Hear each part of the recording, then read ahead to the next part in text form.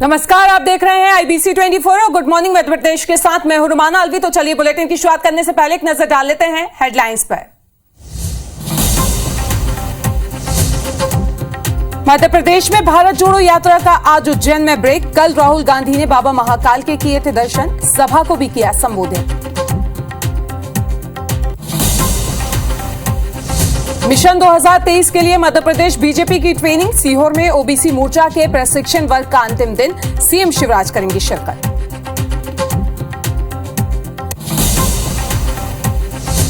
भानु प्रतापपुर उपचुनाव में प्रचार तेज। आज सीएम भूपेश बघेल करेंगे 4 सभाओं को संबोधित। बीजेपी अध्यक्ष अरुण साव भी करेंगे प्रचार।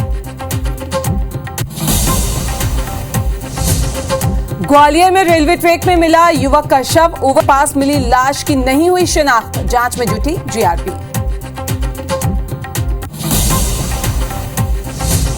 मध्य प्रदेश में ठंड का सितम जारी। 16 जिलों में दिन का न्यूनतम तापमान 10 डिग्री से कम। दमोह में सुबह 9 बजे के बाद लगेंगे स्कूल में क्लासेस। भारत और न्यूजीलैंड के बीच वनडे सीरीज का आखिरी मुकाबला जारी। न्यूजीलैंड की टॉस जीतकर पहले गेंदबाजी।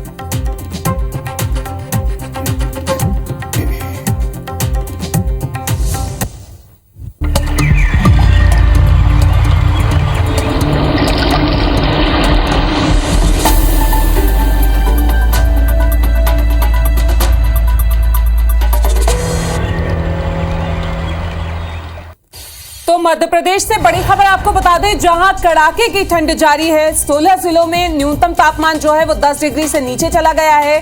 पचमढ़ी की अगर बात करें तो यहां पे 6.8 डिग्री सेल्सियस तापमान रिकॉर्ड किया गया, जो कि मध्य प्रदेश का हिल स्टेशन कहलाता है। आपको ये भी बता दें कि नौगांव और रायसेन में भी ठंड का सितम लगातार जारी है। रायसेन का न्यूनतम तापमान 7.4 डिग्री दर्ज किया गया है। वहीं दिसंबर से और ज्यादा ठंड बढ़ने के आसार मौसम विभाग ने जताए हैं। आपको बता दें कि फिलहाल तापमान कम होने की संभावना जताई जा रही है और शीतलहर को लेकर भी अलर्ट जारी किया गया है। तो आपको ये भी बता दें कि मध्य प्रदेश में कड़ाके की ठंड का सितम शुरू हो चुका है। 16 जिलों में जो न्यूनतम तापमान है वो 10 डिग्री से नीचे चला गया है। मध्य प्रदेश का हिल स्टेशन कहा जाने वाला पचमढ़ी भी जो है वहां पे तापमान 6 डिग्री के आसपास पहुंच गया है। नौगांव और रायसेन की अगर बात करें तो तापमान 7.4 डिग्री दर्ज किया गया है।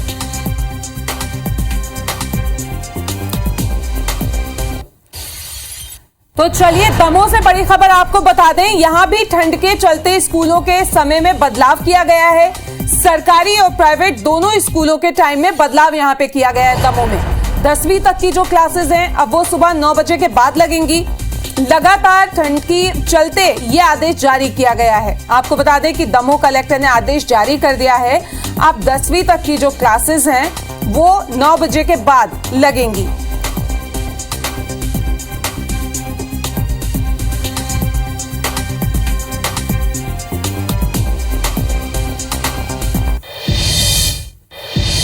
तो चलिए इसी खबर पे ज्यादा जानकारी के लिए हमारे 3 संवाददाता हमारे साथ जुड़ रहे हैं। ग्वालियर, भोपाल और इंदौर से शालिनी, नीलम और नासिर।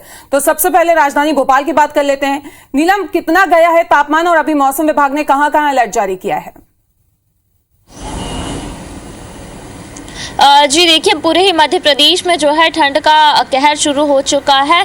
मध्य प्रदेश के 16 से ज़्यादा जिले ऐसे हैं जहां पर 10 डिग्री तक जो है तापमान दर्ज किया जा रहा है, वो भी दिन में। वहीं अगर हम रात के तापमान की बात करें तो ये भी जो है काफ़ी 9 डिग्री के आसपास पहुंच गया है। सबसे कम न्यूनतम तापमान नौगांव और रायसेन में 7.4 डिग्री सेल्सियस दर्ज किया गया। वहीं पचमढ़ी हिल स्टेशन में भी तापमान जो है वो 6 डिग्री तक पहुँच गया है। मौसम विभाग के पूर्वानुमान के मुताबिक 1 से 2 दिन तक जो है मौसम इसी तरीके का मध्य प्रदेश में बना रहेगा।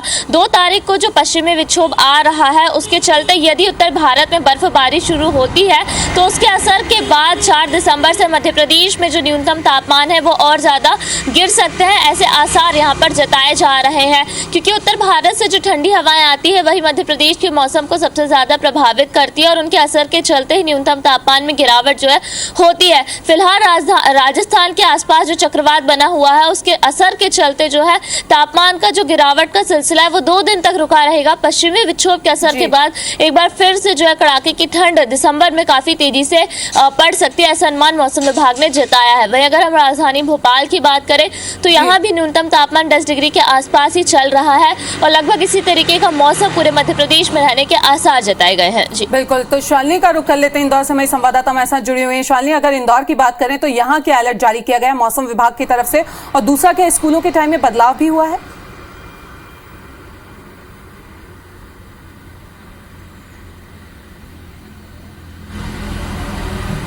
बिल्कुल रुमाना, देखिए ठंड का असर अब लगने लगा है। जिस तरह से राजस्थान में चक्रवात और उसके बाद पश्चिम विक्षोभ का असर जिस तरह से देखने को मिल रहा है, इंदौर में फिलहाल जो है अब ठंड ने तेजी से दस्तक दे दी और यही एक बड़ी वजह है कि रात के तापमान के साथ ही जो दिन का तापमान है उसमें गिरावट महसूस की गई है।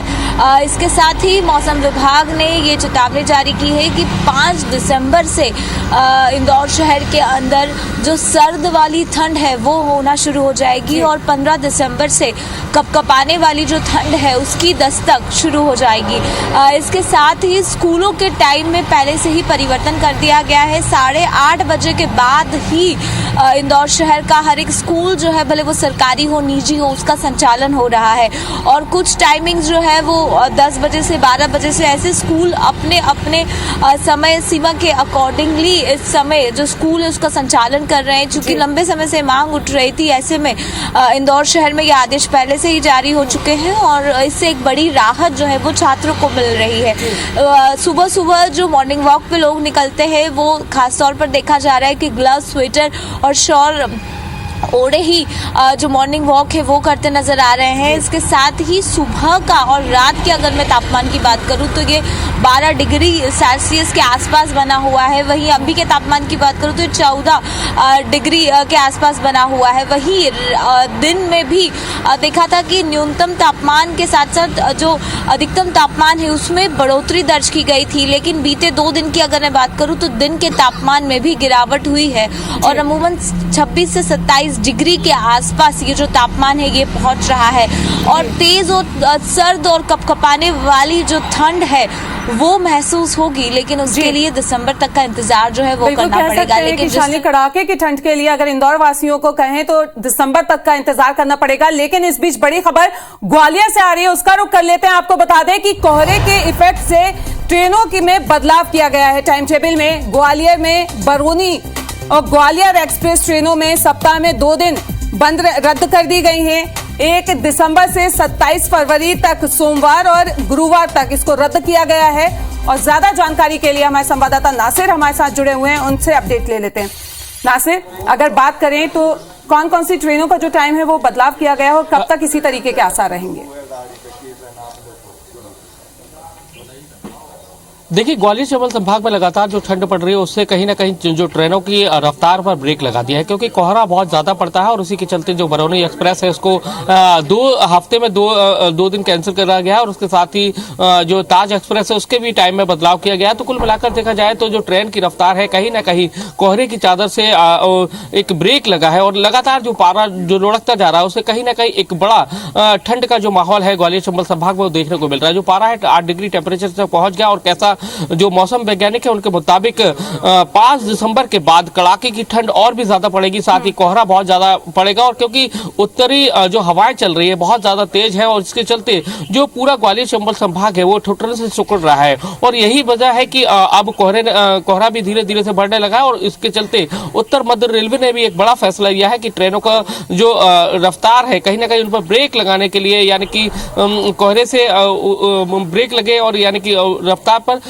तो उसको लेकर भी समय को लेकर भी परिवर्तन किया गया है और साथ ही कुछ ट्रेनों को रद्द भी किया गया है। तो ये एक बड़ी खबर है। लेकिन हालांकि ठंड हमेशा पड़ती है, लेकिन उससे निपटने के जो इंतजाम है वो उसको लेकर अभी से अलर्ट जारी कर दिया गया है। जैसे डॉक्टर्स है वो भी इस तरह से अलर्ट जारी कर रहे हैं कि जो बुजुर्ग लोग हैं वो अल सुबह नहीं निकले, मॉर्निंग वॉक के लिए निकले, कुछ धूप गुनगुनाहट हो तभी निकले। तो इस तरह से मतलब ग्वालियर चंबल संभाग में जो ठंड का जो कहर है कहीं ना कहीं बहुत ज्यादा कोहराम सा मचाता है आते दिसंबर आते आते। तो अभी से ही, लेकिन ठंड बहुत ज्यादा तेज पड़ रही है और उसी को लेकर ये फैसला लिया गया है। बिल्कुल, तो कह सकते हैं कि आने वाले दिनों में और भी ज्यादा ठंड का असर जो है वो मध्य प्रदेश में देखने को मिलेगा। तो नीलम उचालिया, आपका बहुत बहुत शुक्रिया। नासिर, आप हमारे साथ बने रहें क्योंकि बड़ी खबर आपको बता दें कि मध्य प्रदेश में छेड़छाड़ की जो वारदातें हैं वो लगातार बढ़ती जा रही हैं।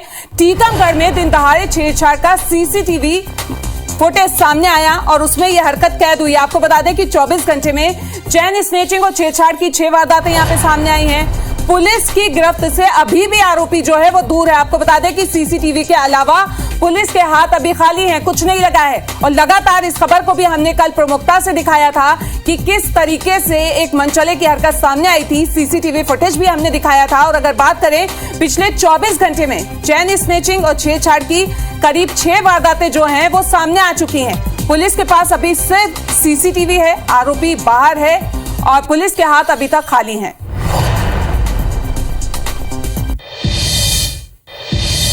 तो हमारे साथ लगातार हमारे संवाददाता नासिर बने हुए हैं, उनका रुख कर लेते हैं। नासिर, अगर बात करें पिछले 24 घंटे की 6 वारदातें सामने आ चुकी हैं, पुलिस के हाथ अभी भी खाली हैं। क्या लड़कियों का सड़क पे निकलना अभी भी दुश्वार हो रहा है? बिल्कुल जाहिर सी बात है, टीकमगढ़ की जो गलियां हैं, सबसे पहले तो मैं इस गली का नजारा आपको दिखाना चाहूंगा कि यहीं पर ये बड़ी वारदात है वो यहाँ मनचले ने की थी। और उस वारदात के बाद लगातार जो सीसीटीवी आया उसको खंगालने की कोशिश में आज तक पुलिस लगी, लेकिन 3 दिन से ज्यादा का वक्त हो गया है, लेकिन पुलिस की जांच और अभी तक कुछ नहीं बिगड़ी है, जिससे लोगों में बड़ा एक रोष है। क्योंकि 24 घंटे में 6 वारदातें होती हैं, 2 मनचले वारदात देते हैं, लड़कियों के साथ में वारदात देते हैं और 4 चेन स्नेचिंग की वारदात, उसके बाद भी पुलिस के हाथ खाली है। तो सबसे बड़ा सवाल यही है कि पुलिस आखिर कहां है, पुलिस जनता किस पर भरोसा करे। हमारे साथ में बुजुर्ग, आप क्या कहेंगे, वो घटना क्या हुई थी और अगर ऐसी घटनाएं बढ़ रही हैं तो क्या कहेंगे आप? मैं उस घटना के बारे में कहना चाहती हूँ कि ऐसा हम लोगों की कॉलोनी में बहुत हो रहा है। ये कुछ नहीं हो, क्योंकि कोचिंग के लिए लड़का लड़की बहुत आते हैं तो सभी परेशान हो चुके। उस दिन 2 घटनाएं हुई, उसके नेक्स्ट एक दिन पहले इधर हुई हमारे यहाँ, तो 3 घटनाएं हुई हमारे यहाँ। तो सभी माने लड़की लड़का सभी माने लड़कियां बहुत दहशत हो गई और परेशान हो चुकी हैं वो।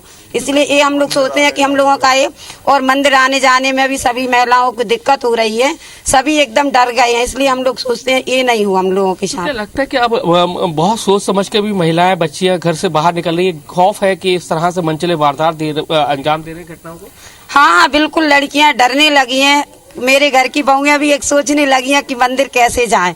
सभी को एकदम से लगने लगा है कि बस ये सोचते हैं कि हम लोगों के यहाँ ज्यादा से ज्यादा कड़ी निगरानी रखी जाए, जिससे हम लोगों के यहाँ थोड़ी सुविधाएं और माने बच्चे। रोमाना, सबसे बड़ी बात यही है कि जो वारदात करने वाला शख्स है, जिसका जो वीडियो वायरल हो रहा है, एक ही शख्स है और पूरे कॉलोनी के लोग जमा हैं और कहीं ना कहीं बुजुर्ग लोगों को बड़ा क्या लगता है, अगर ऐसी घटनाएं बढ़ती जाएंगी तो बच्चियों को सड़क पर निकलना मुश्किल हो जाएगा। बहुत मुश्किल हो जाएगा, सुरक्षा की आवश्यकता है।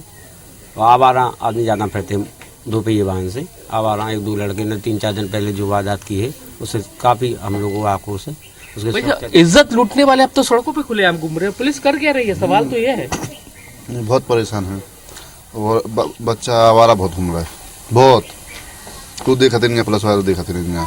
शाम को 10 बजे तक रात बाहर भी खड़े रहते, रोड पर भी खड़े रहते, बच्चियाँ होती लड़का फालतू खड़े रहता।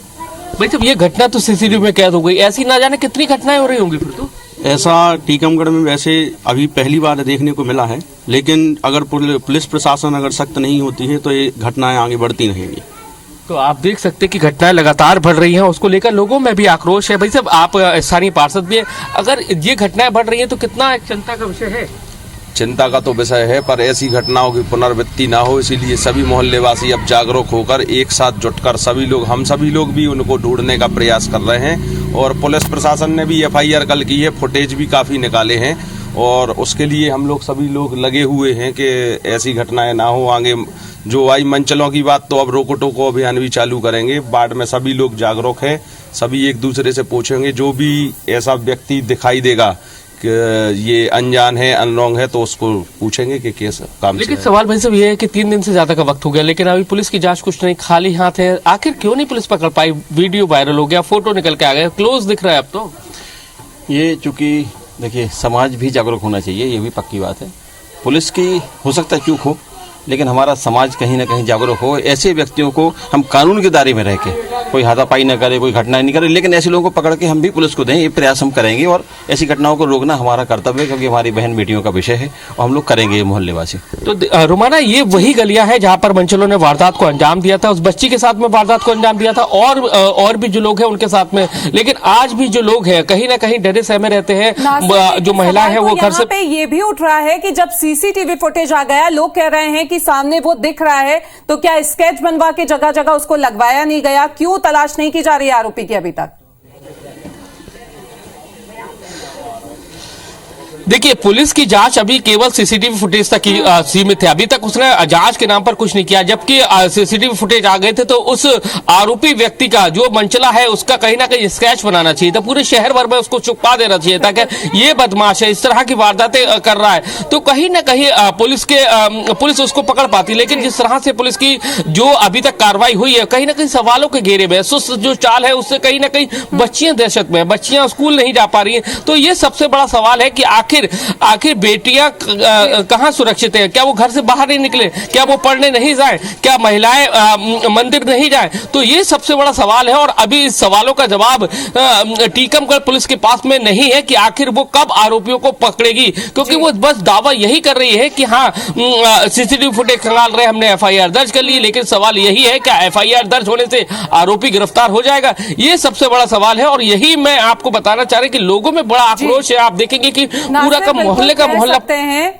कि लगातार जो है वो पुलिस ये दावे कर रही है कि आरोपी की गिरफ्तारी जल्द करेंगे। देखना होगा कि कब गिरफ्तारी होती है। अभी के लिए आपका बहुत बहुत शुक्रिया।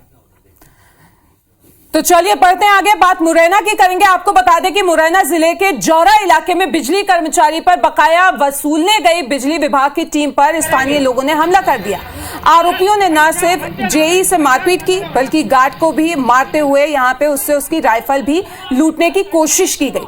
पुलिस के मुताबिक जेई अपनी टीम के साथ जौरा बकाया बिल वसूलने के लिए निकले थे। जो कनेक्शनधारी बकाया जमा नहीं कर रहे थे उनके कनेक्शन काटने की कार्रवाई भी यहां पे की जा रही थी। और इसी दौरान विभाग की टीम बिजली उपभोक्ता दिनेश पराशर के घर पे पहुंची, जहां उन्हें 85,000 रुपए वसूलने थे। जेई ने पहले उनसे पैसे जमा करने के लिए कहा, जिस पर उपभोक्ता ने साफ इनकार कर दिया और इसके बाद टीम ने कनेक्शन काट दिया, जिस पर दिनेश और उसके बेटे बाहर निकले और कार्रवाई का विरोध करने लगे।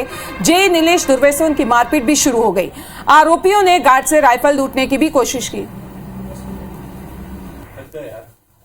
इसमें जो है जौरा थाने में इनकी बीवी के कर्मचारियों के द्वारा जो शिकायत की गई उस पर से कुछ लोगों के खिलाफ प्रकरण पंजीबद्ध किया गया है और विवेचना जारी है। तो बता दें कि मुख्यमंत्री शिवराज सिंह चौहान के नशे के सौदागरों के खिलाफ एक्शन लेने के निर्देश के बाद पुलिस ताबड़तोड़ कार्रवाई कर रही है। 8 अक्टूबर से 27 अक्टूबर तक पुलिस ने अवैध शराब बेचने वाले 29,910 आरोपियों के खिलाफ कार्रवाई की। इनमें 2,72,000 से ज्यादा शराब को भी जब्त किया गया है, जबकि चरस, गांजा, अफीम, हेरोइन की तस्करी करने वाले 1,000 से ज्यादा आरोपियों को पकड़ा है। साथ ही इनके पास से 27,703 किलो नशे का सामान भी बरामद किया है। वहीं 4,000 से ज्यादा ऐसे लोग भी पकड़ाए हैं जो शराब पीकर गाड़ी चला रहे थे, जबकि सार्वजनिक स्थानों पर शराब पी के वालों की संख्या 9,000 से ज्यादा निकली है। ये आंकड़े चौंकाते भी हैं और पुलिस प्रशासन की कार्रवाई पर सवालिया निशान भी खड़े कर रहे हैं।